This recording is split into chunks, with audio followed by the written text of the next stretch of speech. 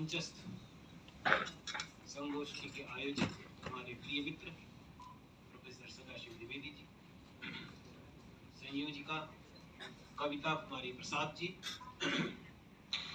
आवाज आप तक आ रही ना? थोड़ा गले में समस्या है आज रात से ही, इसकी वजह से इस सभा कक्ष में उपस्थित प्रोफेसर हरिदत्त शर्मा जी, श्री सुश्री सरवंदना शर्मा जी, अन्य विद्वज्जन और शोधार्थी,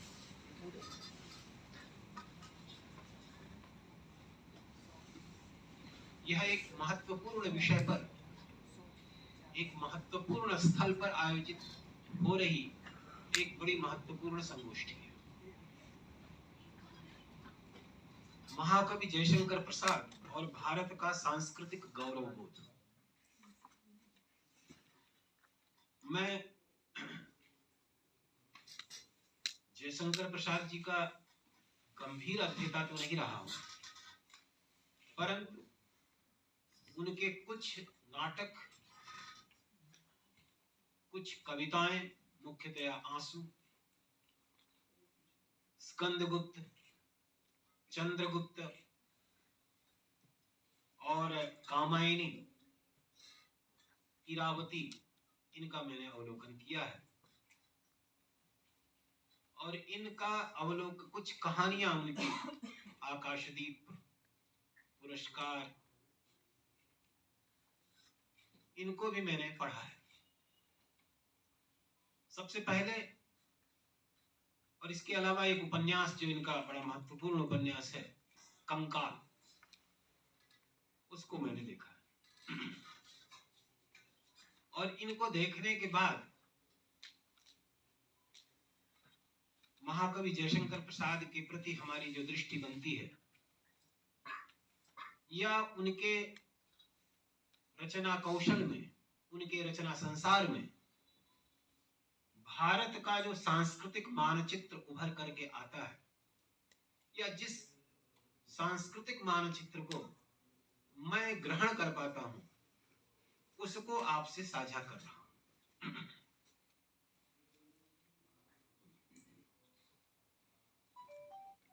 एक कविता आती है उनके नाटकों के माध्यम में, उन नाटकों के ही क्रम में, अरुण यह मधुमय देश हमारा।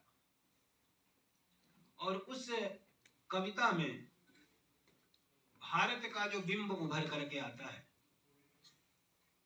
भारत के प्रति जो स्नेह, जो समर्पण उसमें अभिव्यक्त होता है, उस समर्पण और उस श्रद्धा की किस प्रकार से परिणति, अभिव्यक्ति उनकी अन्य रचनाओं में होती है, उसको हम देख सकते हैं। और एक तरह से कहना चाहिए कि यह अरुण यह मधुमय देश हमारा जो उनकी कविता है, उस कविता में जो भारत का चित्र उभर करके आ रहा है, वस्तुतः उसी का परिपुष्टीकरण और पल्लवन विचारों के माध्यम से, संवादों के माध्यम से, कहानियों के माध्यम से किया जा रहा है। भारत जैसे देश के सांस्कृतिक गौरवबोध के बारे में जब हम बात कर रहे हैं, जो देश स्वयं में इतना विविधतापूर्ण है और इतनी विचित्रताएं लिए हुए है, तो परस्पर विरोधी विचारधाराएं एक दूसरे के संघर्ष में विकसित होती हुई हजारों वर्षों तक चल रही हैं, और उनमें किसी एक को कमतर कहना वस्तुतः उस परंपरा का अज्ञान होगा। हम देख सकते हैं कि एक बौद्ध परंपरा है, जिसको अनेक बार श्रमण परंपरा के नाम से भी जाना जाता है, और आधुनिक विद्वान अनेक बार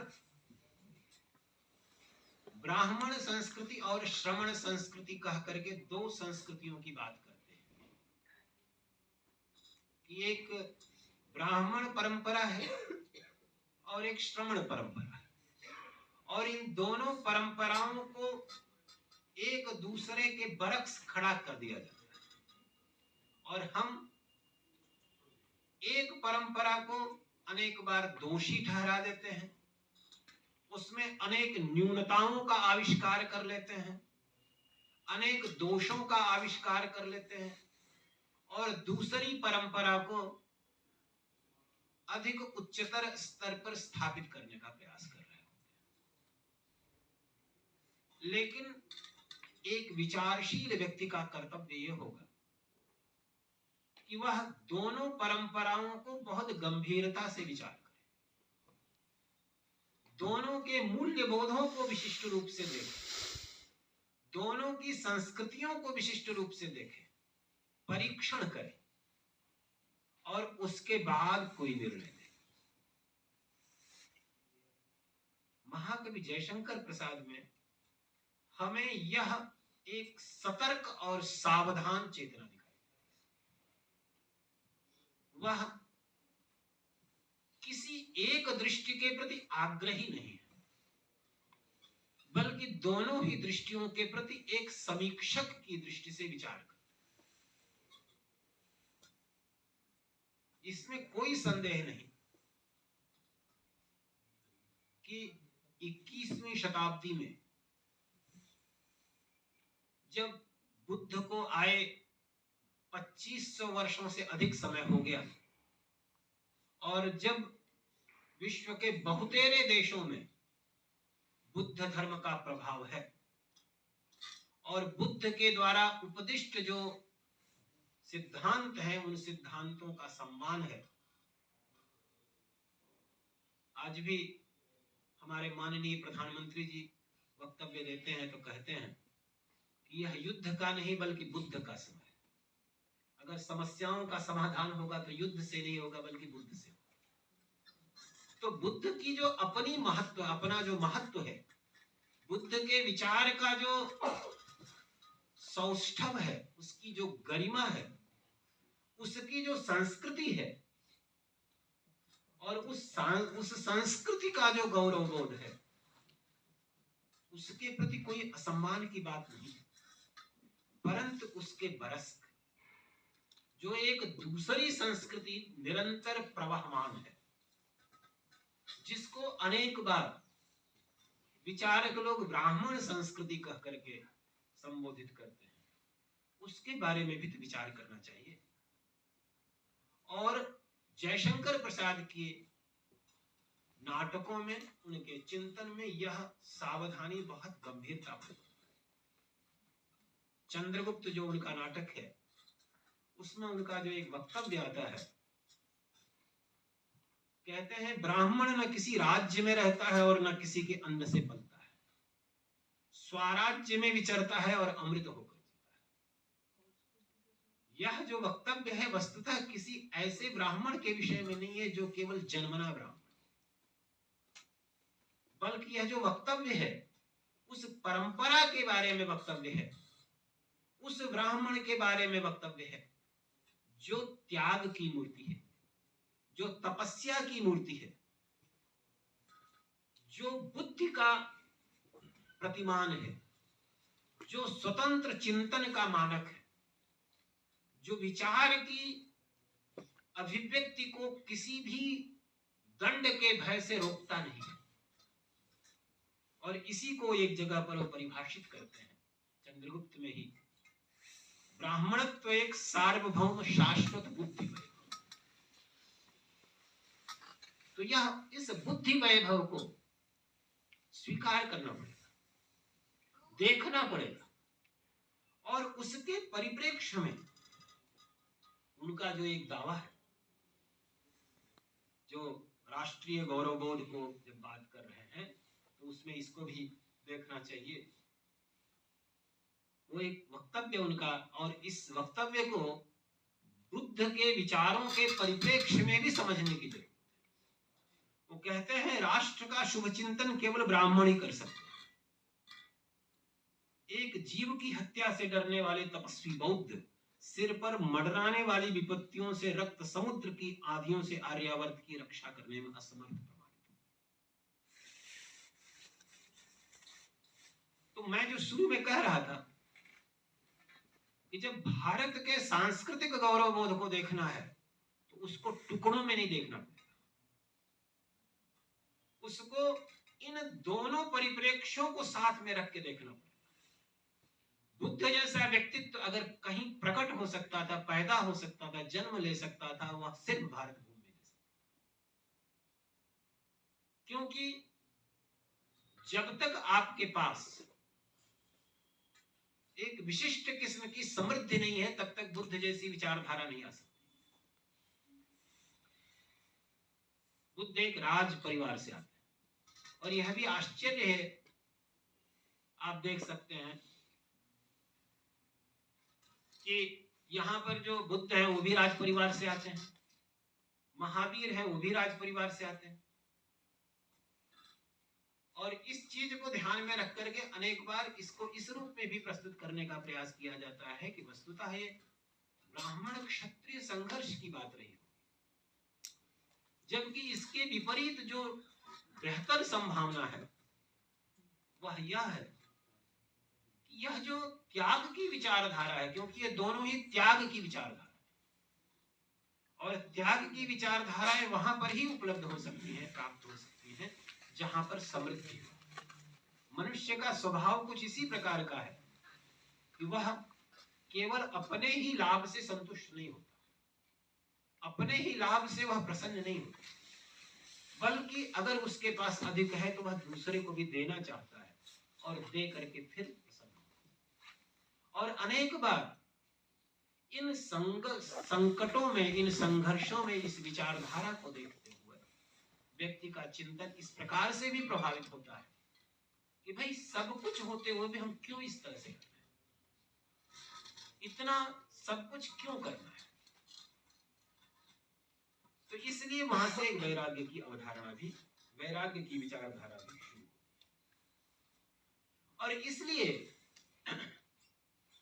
चंद्रगुप्त नाटक में जयशंकर प्रसाद चाणक्य और चंद्रगुप्त का चरित्र ग्रहण करते हुए यह दिखलाने का प्रयास करते हैं उस नाटक के माध्यम से। वस्तुतः ये जो इन्होंने जो नाटक लिखे बहुत सारे, और जो कई एक उपन्यास लिखे, कहानियां लिखी, अधिकतर को आप देखेंगे तो वह ऐतिहासिक पृष्ठभूमि को लेकर के, और ऐतिहासिक पृष्ठभूमि को लेकर के जब हम नाटक लिख रहे होते हैं तो सचमुच में हम भी एक इतिहास का सृजन कर रहे होते हैं, इतिहास को देख रहे होते हैं। लेकिन हमारा कार्य इतिहासकार की अपेक्षा अलग किन मायने में होता है ये देखना, क्योंकि इतिहासकार भी वस्तुतः इतिहास का ही सृजन कर रहा होता है। जो उसको साक्ष्य मिलते हैं उन साक्ष्यों के आधार पर वह इतिहास के बारे में सोचता है कि क्या हुआ होगा, कैसे हुआ होगा, लेकिन उसमें ध्यान जो रहता है भौतिक चीजों पर अधिक रहता है।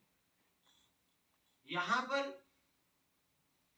जो नाटककार जब लिख रहा होता है तो भौतिक चीजों की तरफ उतना अधिक ध्यान नहीं देता, बल्कि उसका ध्यान जो अमूर्त चीजें हैं, विचारधाराएं हैं, जो सिद्धांत हैं, उन सिद्धांतों की तरफ होता है। तो जयशंकर प्रसाद ये देख रहे हैं कि वस्तुतः ये एक अहिंसा मूलक संस्कृति है जो बौद्ध संस्कृति है, और एक दूसरी भी जैन संस्कृति वो भी परम अहिंसा मूलक संस्कृति है। क्या इस प्रकार की अहिंसा मूलक संस्कृति देश की रक्षा करने में सक्षम हो सकती है? अगर हम पश्चिम के इतिहास को देखने का प्रयास करें, पश्चिम में जो क्रिश्चियनिटी का फैलाव हुआ, विस्तार हुआ,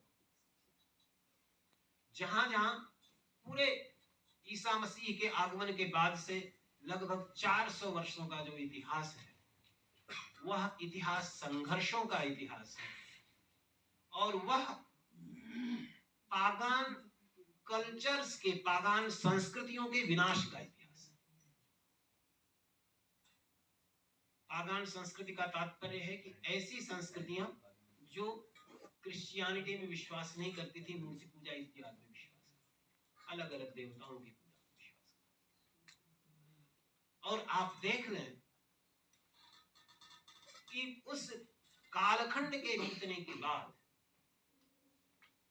वे सारी की सारी संस्कृतियां समाप्त हो गई, कुछ भी बचा नहीं।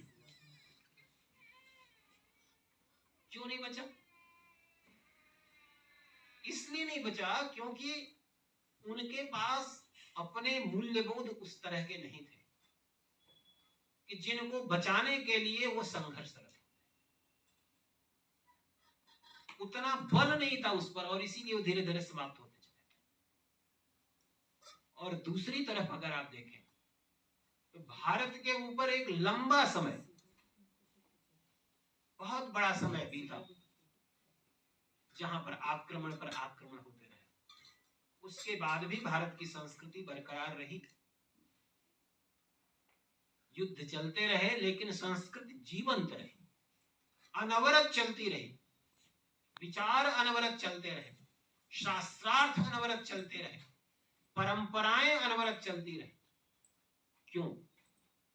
क्योंकि हमारी जो एक संस्कृति है, वह संस्कृति केवल अहिंसा की संस्कृति नहीं है, बल्कि वह आनिशंस की संस्कृति है, जिसको महाभारत में बताया गया। महाभारत में कहा गया आनिशंसम परो धर्म, अहिंसा परमो धर्म के बजाय एक दूसरा पक्ष वहां पर जो रखा जाता है महाभारत में, वह रखा गया आनिशंसम परो धर्म। क्योंकि आनिशंस जो है वो अधिक महत्वपूर्ण है। और आप अगर देखें तो भारत का जो सांस्कृतिक गौरव बोध है, उसको इन दोनों परिप्रेक्ष्यों में देखना। एक परिप्रेक्ष्य जो अहिंसा परमो धर्म की बात कर रहा है, और दूसरा परिप्रेक्ष्य जो आनिशंसन परमो धर्म की बात। क्योंकि आप देखेंगे जयशंकर प्रसाद के नाटकों में कहीं पर चर्चा आती है कि किसी असहाय, और इसको इस रूप में भी देखिए, चंद्रगुप्त में ही वो एक जगह पर चर्चा करते हैं कि युद्ध की एक कैसी सभ्यता है, कैसी संस्कृति है कि जहां पर जो लोग युद्ध में भाग नहीं ले रहे उन लोगों को भी मार दिया जाता है। आप देखिए महाभारत में या अन्य जगहों पर भारत की परंपरा में राजाओं के बीच युद्ध होते हुए भी जो युद्ध में शामिल नहीं होने वाले लोग हैं, उन लोगों के ऊपर कोई आपत्ति नहीं आती। वे लोग हमेशा उससे बचे रहते, उसको उलाहना देते हुए जयशंकर प्रसाद कहते हैं कि ये युद्ध की संस्कृति नहीं, युद्ध की नहीं है, बल्कि तो लूट की संस्कृति। कि ऐसा किसान जो खेती कर रहा है, जो युद्ध में कहीं भाग नहीं ले रहा है, आप उसकी फसलों को जला दे रहे हैं, उसको भी मार दे रहे हैं। युद्ध अगर हो रहा है उसके बीच में होना चाहिए जो युद्ध लड़ रहा है।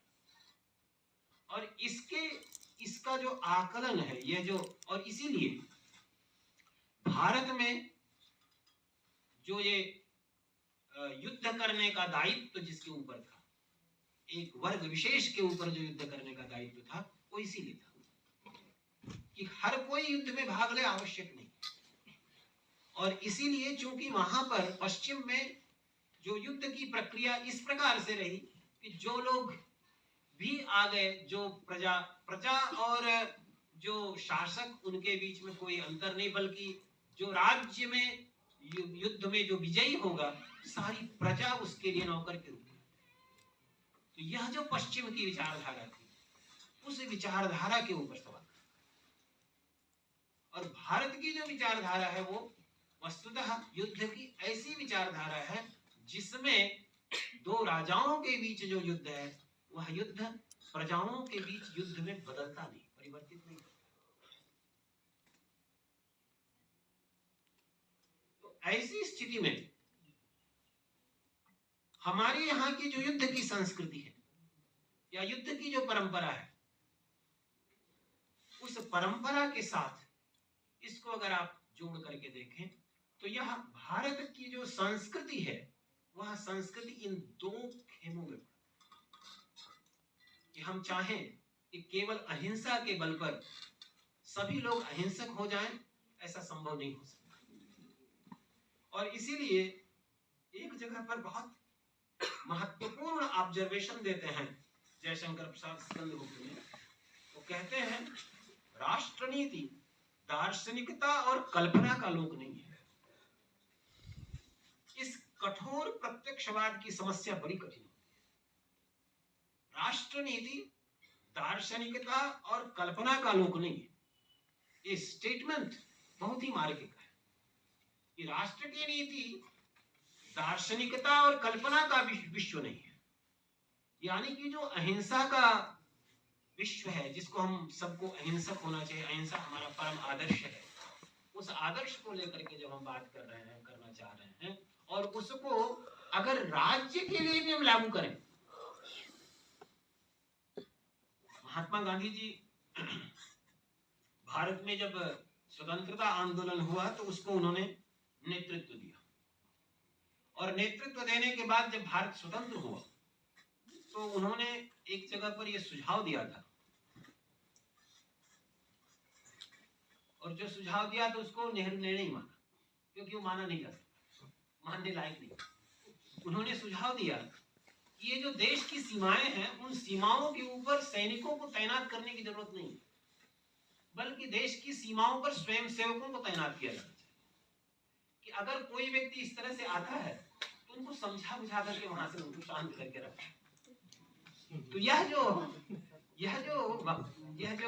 गांधी जी का जो वक्तव्य है, गांधी जी की जो दृष्टि है, उस दृष्टि को आप देखिए। गांधी जी भी अहिंसा के पावक अनुयायी थे, और अहिंसा का अनुयायी व्यक्ति किस प्रकार से, इसी प्रकार से एक जगह पर एक बार जब गांधी जी से एक प्रश्न किया गया, किसी ने पूछा कि आप अहिंसा की बात इतनी करते हैं, असहयोग आंदोलन की बात इतनी करते हैं, अगर हिटलर जिस प्रकार से यहूदियों को मार रहा है, गैस चैम्बर में जला रहा है, ऐसी स्थिति में यहूदियों को क्या करना चाहिए?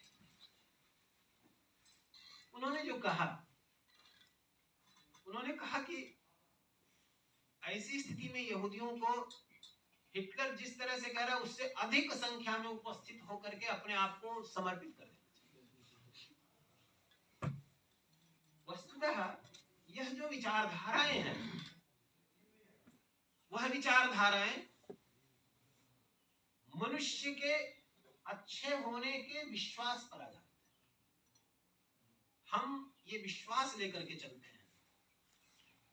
कि हम जिस प्रकार से अच्छे हैं उसी प्रकार से दूसरा भी अच्छा होगा, और इसी वजह से जो अच्छे लोग हैं वो हमेशा ठगे जाते हैं।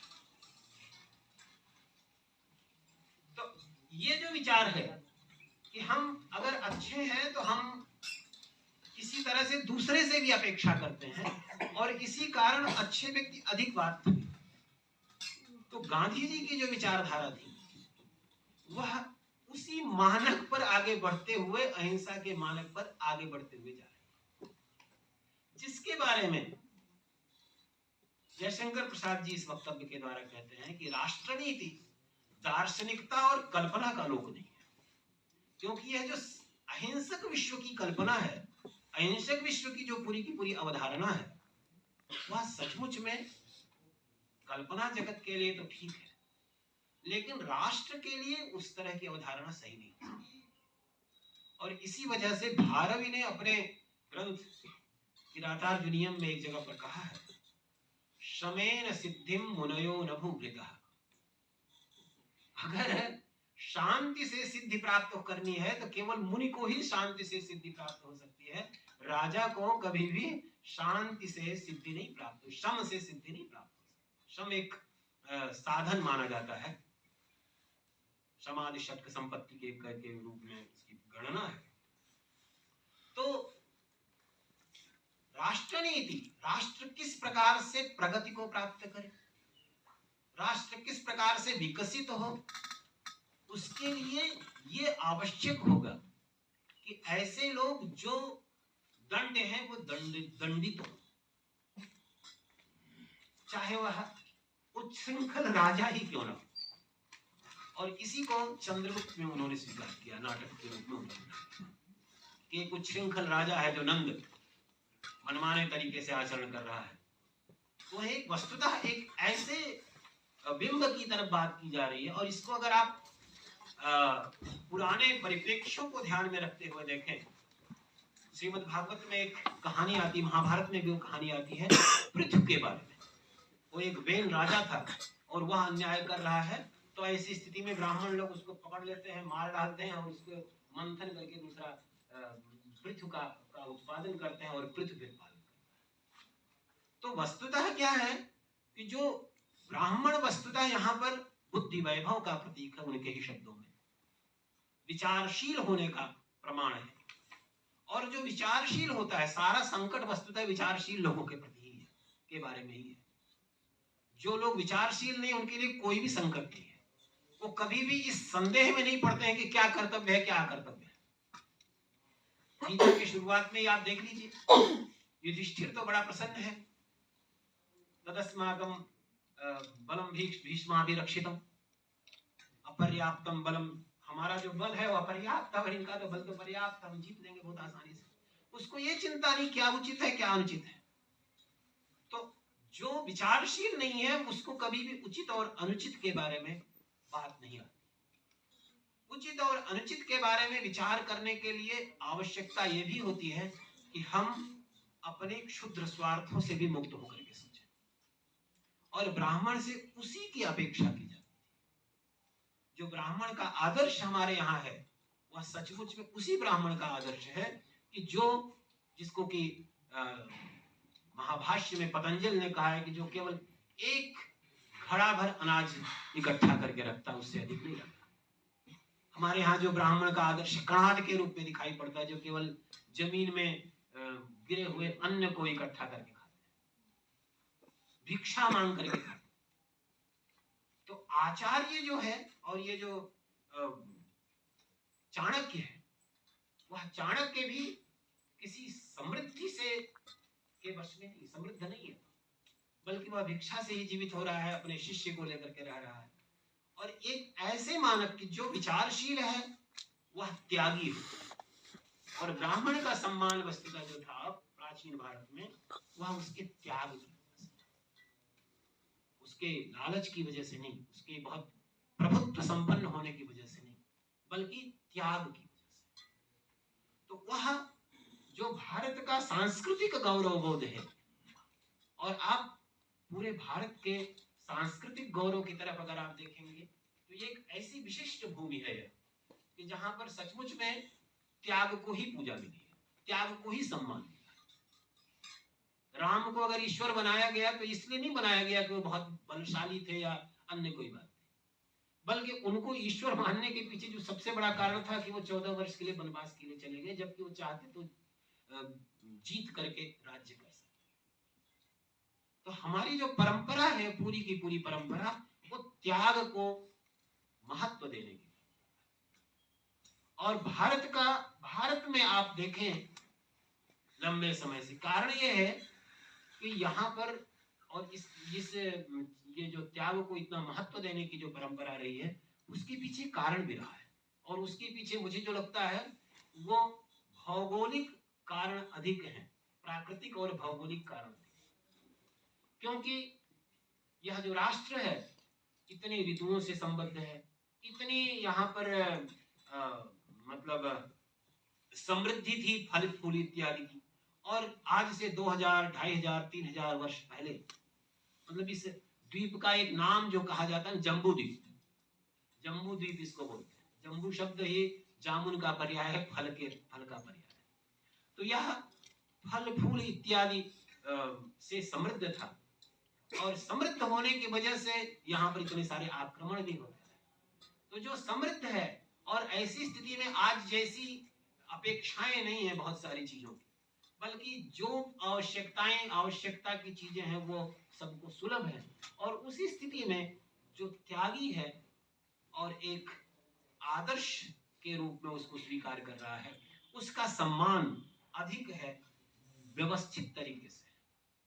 तो यह जो बुद्ध के बारे में भी उसी तरह की स्थिति है कि बुद्ध को जो हम इतना सम्मान देते हैं, आदर प्रदान करते हैं, उसके पीछे भी कारण यही है कि बुद्ध भी कुमार होते हुए वो चले जाते हैं सब कुछ छोड़ करके, और फिर उसके बाद भिक्षा मांग करके भिक्षाटन करते हुए, और उनके जो उपदेश हैं वो उपदेश अहिंसा के उपदेश, शील के उपदेश इत्यादि सारे के सारे जो उपदेश हैं। और अगर आप बुद्ध के उपदेशों को और जो ब्राह्मण संस्कृति के जो उपदेश हैं उनको, दोनों को अगर आप एक दूसरे के समानांतर देखने का प्रयास करें तो उनमें नैतिकता के स्तर पर बहुत अधिक अंतर नहीं दिखाई पड़ेगा। अगर आपको अंतर दिखेगा तो वह अंतर उनके तत्वमीमांसीय दृष्टिकोण में दिखाई पड़ सकता है, उनके ज्ञान मीमांसीय दृष्टिकोण में दिखाई पड़ सकता है, लेकिन उनका जो सैद्धांतिक मत है वह सैद्धांतिक मत जो आचरण के स्तर पर है, वह आचरण के स्तर में बहुत अधिक भेद उनमें दिखाई नहीं। तो इसलिए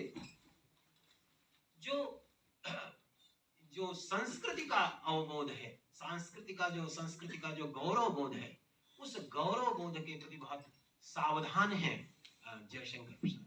इसके साथ एक और चीज है जिस पर ध्यान देने की आवश्यकता है। अनेक बार जब हम अपने संस्कृति के गौरव बोध के प्रति बहुत श्रद्धा भाव रखते हैं तो उसको हम समीक्षित नहीं करते, उसके प्रति हम आलोचक दृष्टि नहीं रखते। लेकिन जयशंकर प्रसाद में यह भी एक विशिष्ट बात है कि वह संस्कृति के प्रति सम्मान भाव रहते हुए भी, उस गौरव बोध को जानते हुए भी, उस संस्कृति के प्रति उनको एक आलोचक और समीक्षा की दृष्टि भी है। और इसको आप उनके उपन्यास कंकाल में देख सकते हैं।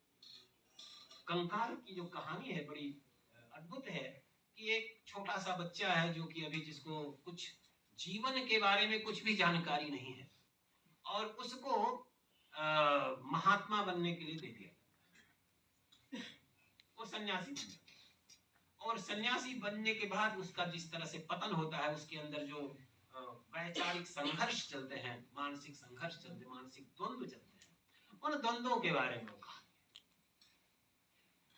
आप देखिए कि इस तरह से जो भारत की जो परंपरा रही, जिसमें पहले ये दावा किया गया कि निर्देश दिया गया सीधे सीधे कि आश्रमाद आश्रमम गच्छेत्, एक आश्रम से दूसरे आश्रम में जाना चाहिए, आश्रम का भंग नहीं करना चाहिए।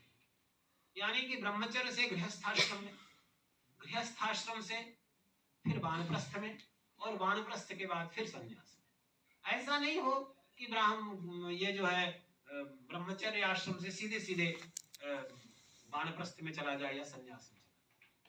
कुछ एक उदाहरण है जो इस तरह के बारे में भी बताते हैं, जहां पर कि आचार्य शंकर का ही जो उदाहरण है वो इस बात को बताता है कि वो ब्रह्मचर्य से ही सीधे सीधे संन्यास की तरफ चले जाते हैं। लेकिन सामान्यतया जो अवधारणा है वो इस प्रकार की है। और इसके बारे में क्यों इस प्रकार की अवधारणा है, उसके पीछे भी कारण है। क्योंकि जब तक आप ऋण नहीं चुकाएंगे तब तक आप संन्यास के लिए पात्र नहीं है। ऋणत्रयम् अपाकृत्य मनोमोक्षे निवेशे, तीनों ऋणों को जब तक आप चुका नहीं लेते हैं तब तक आप मोक्ष के पात्र हो नहीं। क्योंकि ऋण तो अपने आप में एक बंधन है, कर्जा जो है वो एक बंधन है। कर्जा आपने जब तक चुकाया नहीं तब तक आप बंधन के से मुक्त होने के पात्र नहीं है, बंधन से मुक्त नहीं हो सकते। लेकिन ये एक समय के साथ धीरे धीरे इस तरीके की विकृति भी समाज में आती गई, परंपरा में आती गई।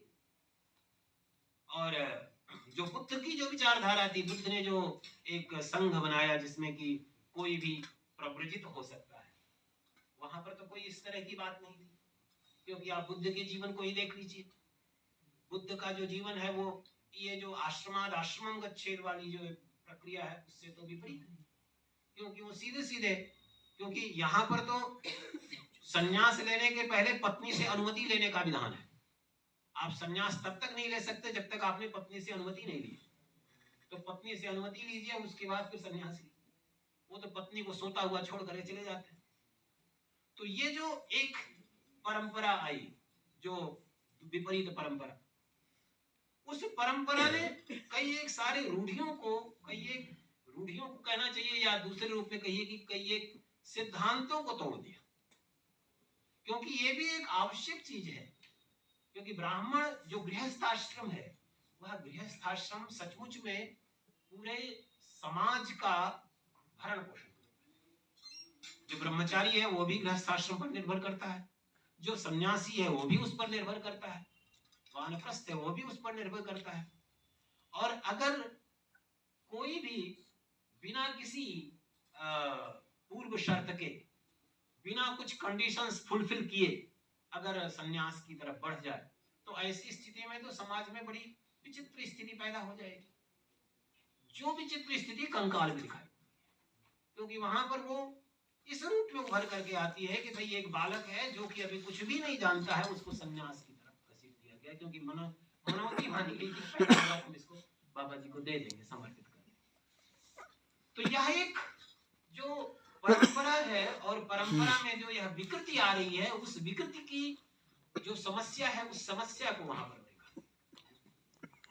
तो हम प्रसाद का जो चिंतन है, मैंने जैसे शुरू में ही आपको निवेदित किया कि प्रसाद के बारे में बहुत अधिक मैंने नहीं पढ़ा है, कम ही मैंने देखा है, समझा है, और तदनुसार ही मैं अपनी बात कह रहा हूँ।